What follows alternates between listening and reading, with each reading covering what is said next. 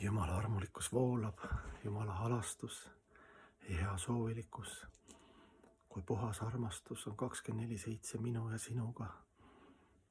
See nagu meie jaoks, vahel võib-olla tunned midagi, et aga see paistab meie jaoks selline ebarealistlik, sentimentaalne, nii kauge, kas ta on seotud mingi intoksilise ainega või hullusega, et see ei ole nagu õige reaalsus. Kui püha mees pisarad voolad ütleb, et Jumal on nii armulik ja ülistab teda 24/7. Ei suuda teda unustada ja näeb kõiki Jumala lahutamatu osakestena, armastab teisi ka suures ekstaasis. Aga käitub vastu tasakaalule tingimustele, mäng saaks toimida. Et nojah, et teoorias siis peab saama tugevaks. Iga elu aspekt, isegi see, et ma räägin, ma mõtlen, et mul lubatakse midagi tunda läbi meelte, eks ju, mingit lõhna, maitset või kuulda midagi, näha midagi. Selle taga on energiad, süsteemid ja lõpuks elus olend. Oleme sellest palju rääkinud ja mediteerinud selle peale, aga ei ole ka koogi jõudnud veel. Et mis see tähendab siis? Jumal. Seal ei ole algust ega lõppu, ega seda ei saagi lõpuni teadvustada elu, tervikut ja absoluuti. Aga see on huvitav mõelda jah, et kui hea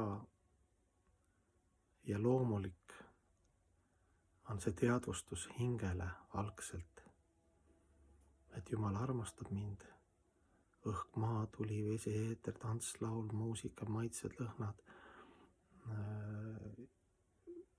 kaunis loodus, eks ju, kõikides avaldumistes, see, mis ma olen juba siiani saanud, kui suur protsent on seda mulle võimaldatud ja kui väike protsent ma olen seda teadvustanud.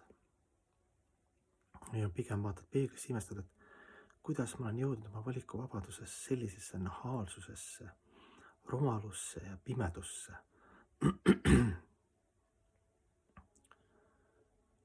Iga elu aspekt putukast, taimest, puust, pooljumalast, loodusest, ihjatest, vastutavatest.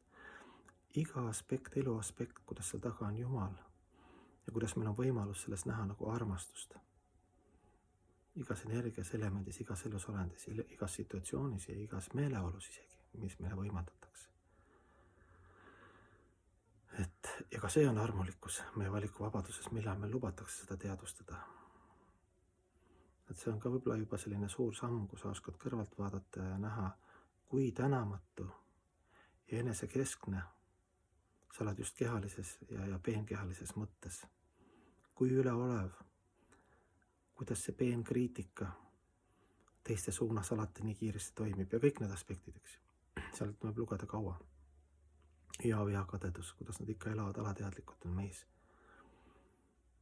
Ja ikka ootad seda hetke ja päeva, neid avansipäevi meil on kõigil, kus me tunneme, et me armastame kõiki ja kõike. Siis me vajume tagasi tavaliselt jälle. Meelte ja kehalise, siis selle materiaalse energia maailma. Ei oskagi nagu midagi öelda, kui loota, et Jumal on armulik, et annab armulikkust seda mõista, et me mõistame, kui armulik on Jumal.